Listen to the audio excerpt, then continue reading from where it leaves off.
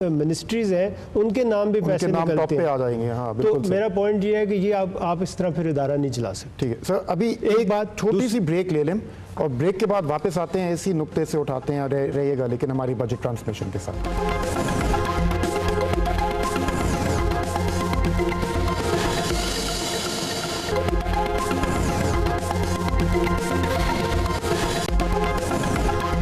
Welcome back. Budget transmission express news کی جاری ہے. میرے ساتھ خرم حسین. سر، ہم لوگ بریک پہ جانے سے پہلے آپ ہمیں بتا رہے تھے کہ اگر ہم نے اس پاور ڈیفیسٹ سے نکلنا ہے تو ہمیں اپنے بجلی کے بل ادا کرنے پڑیں گے.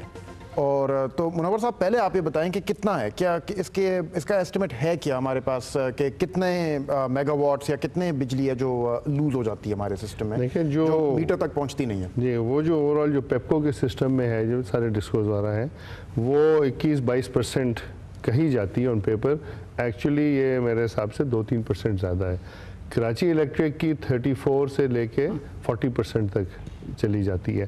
اچھا، اس کے اندر جو مین جو اس کا سلوشن ہے کہ 8-10% تو آپ کی کنسیڈر ہو سکتی ہے. یہ 12% بھی پاکستان کے لیے آپ کہہ سکتے ہیں جی ٹھیک ہے. اس کے اندر آپ نے دیکھنا ہے کہ جی کہاں چوری ہو رہی ہے، بگ انڈسٹری کر رہی ہے، کمرشل کر رہے ہیں، یا چھوٹے علاقوں میں کر رہے ہیں. مسئلہ کیوں ہے اتنا؟ اس میں بتاتا ہوں. دیکھیں، آپ کا جو اس وقت جو آؤٹ آف 18.5 ملین، تقریباً 19 ملین کسٹمرز ہیں، اس میں سے 8.5 ملین پہلے 100 یونٹ کے سلیب میں آ رہے ہیں. اچھا، 100 یونٹ کا جو سلیب ہے اس کے اندر آپ 2 پنکھے 2 لائٹیں اگر آپ چلیں تو وہ 100 یونٹ تقریباً آپ کے پورے ہو جاتے ہیں، بہت ہی کنزرویٹیولی. تو یہ جو ہے مس اپلائیڈ ہے، مس یوٹیلائزڈ ہے. اس لیے یہ جو ابھی طارق صاحب نے بھی بات کی کہ آپ کا اگر خرچہ 10 ہے اور ایوریج 7 آ رہی ہے تو سلیبس کو ریڈیفائن کرنا ہے. ریشنلائزیشن ہونی چاہیے ٹیرف کی. 2 پارٹ ٹیرف آئے نیپرا کو، ابھی نہیں بلکہ جب میں پہلے 10 سال پہلے پیپکو میں تھا جب کا پروپوزل دیا ہوا ہے، اس سے 25 سے 30 بلین آپ کا بچ سکتا ہے. 2 چیزیں تو سامنے آ گئیں اگر پاور ڈیفیسٹ کو ہم نے برج کرنا ہے. نمبر 1 کہ ہم نے بہت سارے ابھی جو ادارے ہیں جو بل نہیں پے کر رہے اپنا، ان کو بھی لے کے آنا ہے بیچ میں کہ آپ نے ان سے ریکوریز کرنی ہے. نمبر 1. نمبر 2 آپ کہہ رہے ہیں ٹیرف کو کچھ ریشنلائز کرنا ہے. نمبر 3 گورننس ہے. اگر آپ کی نہیں ہوگی لیکن ٹیرف ریشنلائز کرنا بیسک مطلب تو اس کا یہی ہوا نا کہ ہم نے بجلی کی قیمت میں اضافہ کرنا ہے. نہیں، ناٹ نیسیسری ہائیک کرنا ہے نا. دیکھیں، مطلب ہوتا ہے غلط تاثر ہو جائے گا. یہ میں عرض کروں، بات یہ ہے کہ کچھ ایسے ٹیرف ہیں، کچھ ایسے سلیب ہیں، لائف لائن کنزیومر کہلاتے ہیں، پھر کچھ اسپیشل ٹیرفس ہیں، ٹیوب ویل، یہ وہ. دیکھیے، میں اس بات کا قائل ہوں کہ اگر آپ نے ایک سیکٹر کو یا ایک شعبے کو کچھ ریلیف دینی ہے تو آپ اسے مانیٹری ریلیف ڈائریکٹ دے دیں. وہ ڈسٹورشن کم کریٹ کرے گی، کباتیں کم کریٹ کرے گی. لیکن بجلی کو سبسیڈائز مت کریں. آپ بجلی کو اس طریقے سے سبسیڈائز کریں گے تو اس میں چوری ہوتی ہے، اس میں گورننس کے مسائل پیدا ہوتے ہیں. اس کو آپ کو گروتھ کے ساتھ اس کا لنک دیکھنا بہت ضروری ہے.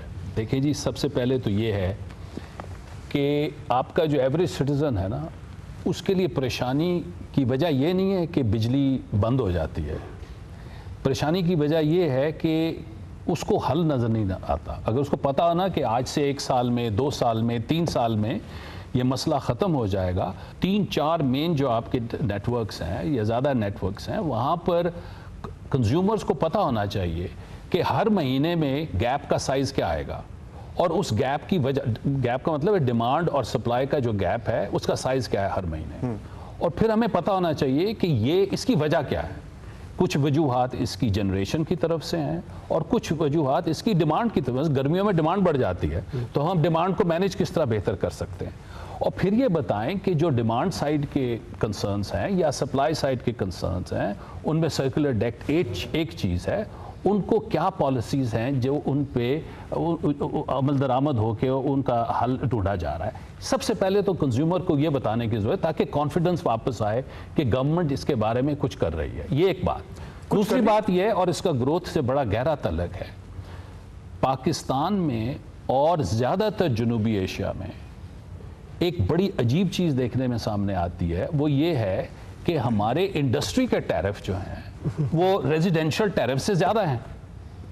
ریزیڈینشل کنزیومرز کو ہم پروٹیکٹ کر رہے ہیں लोड शेडिंग से भी, और इंडस्ट्री पे लोड शेडिंग ठोक रहे हैं। तो कराची में तो ऐसा नहीं हो रहा। नहीं, ये एक छोटा सा वाकया होगा। अगर आप देखें जहां पर के मैन्युफैक्चरिंग लेड ग्रोथ होती है ईस्ट एशिया में, वो बिल्कुल इसके बरक्स है।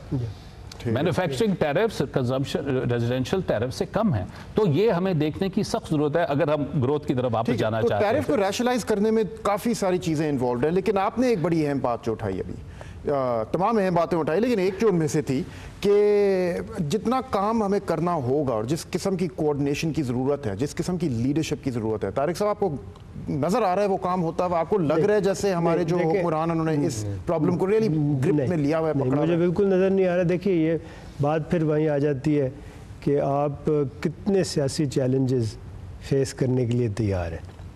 ये इशू जो डॉक्टर साहब ने रेज़ किया, टैरिफ की जो स्क्यूड होना, कि आप जो लाइफ लाइन या जो डोमेस्टिक कंज्यूमर है उसको आप कम टैरिफ पे दे रहे हैं, और बिजली जो इंडस्ट्री है जिसने आपको एक्सपोर्ट्स देनी है, एम्प्लॉयमेंट देनी है, उसे आप ज़्यादा दे रहे हैं। फिर आप उससे कंपटीशन, जो कम्पिटिटिव एस्पेक्ट है उस इंडस्ट्री का, क्यों डॉक्टर साहब, कि वो कैसे कम्पीट कर पाएगी इंडिया के साथ या चाइना के साथ या बांग्लादेश के साथ, उसको भी आप मुतासिर करते हैं मनफी तौर पर। बात सारी है कि ये फ़ैसला कि ये टैरिफ को रैशनलाइज़ करना और ठीक करना, इस पे बहुत सारी सियासी मुहर्रिकात हैं इसके पीछे।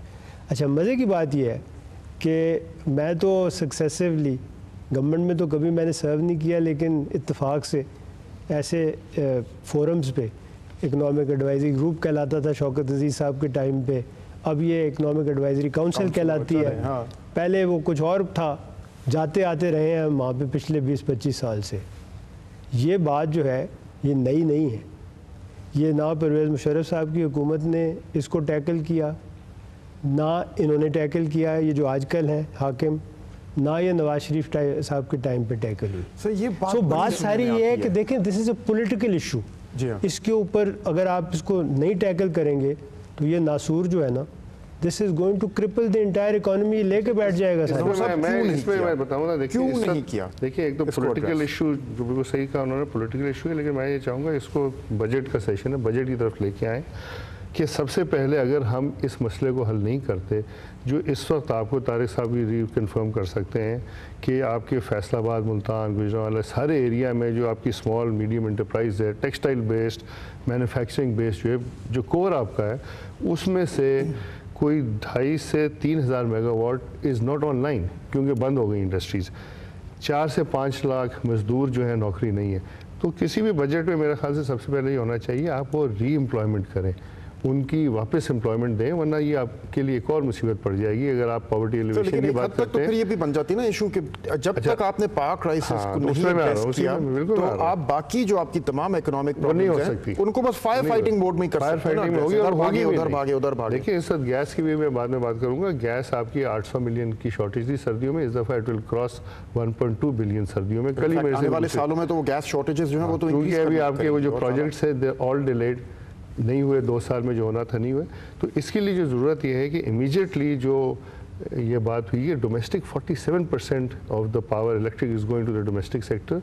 ये जो आपके मिक्स है, कस्टमर मिक्स, इसको चेंज आपको टैरिफ रैशनलाइजेशन से करना पड़ेगा। हो सकती है मिस एप्लीकेशन जो है, very large number of customers are shown कि जी आपके ये जो पहला स्लैब है 100 यूनिट्स का और फिर 300 यूनिट का, इसके अंदर है कि अगर आप स्लैब को चेंज करके 100 से 200 कर दें, एक रीजनेबल, एक साथ नहीं कर सकते। जो 200 बिलियन का गैप अभी भी आएगा, इसके ऊपर आपके पास जो गैप आ रहा है वो ये है कि जो आप कैस कराची इलेक्ट्रिक पेमेंट नहीं करता, फाटा से पेमेंट नहीं आती, तो ये budget will not be able to cater for this. तो हुकूमत को ये लाजिम है कि इसको 100 से कम, 200 से कम के 100 पे लाएं। जब तक हम लोगों ने टैरिफ्स को रैशनलाइज नहीं किया और इसके अलावा बार और इसके जो एलोकेशन पॉलिसी भी जो ना, पावर एलोकेशन जो प्रायोरिटी थी ना, इंडस्ट्री की जो बात हुई और गैस की, एक सेकंड में बताऊँ ना, गैस की और पावर की, unless we give that priority to the industry जो आपकी एम्प्लॉयमेंट क्रिएशन करेगी, اور آپ کی GDP میں ایڈ کرے گا تو یہ all becomes کیا meaningless. کوئی سیاسی حکومت کر سکتی ہے یہ؟ کر سکتی ہے، کیوں نہیں کر سکتی؟ کرنا پڑے گا. اپنے ووٹ بینک کو، اپنے ریزیڈینشیل یوزرز جو ہیں وہ تو آپ کی ان سے تو جا کے آپ نے ووٹ مانگا. اگر نوکری نہیں ہوگی آخر میں باٹم لائن روٹی کپڑا مکان ہی ہے نا. اگر گھر پہ چولہا نہیں چلے گا ان کا تو پھر نہیں ملے گا ووٹ. کیا یہ چوائسز آ گئی ہیں ہمارے سامنے؟ بالکل، چولہا جلے گا، گھر کا چولہا یا اپنی روزی. یہ ساری دنیا میں چوائسز ہیں اور دنیا بھر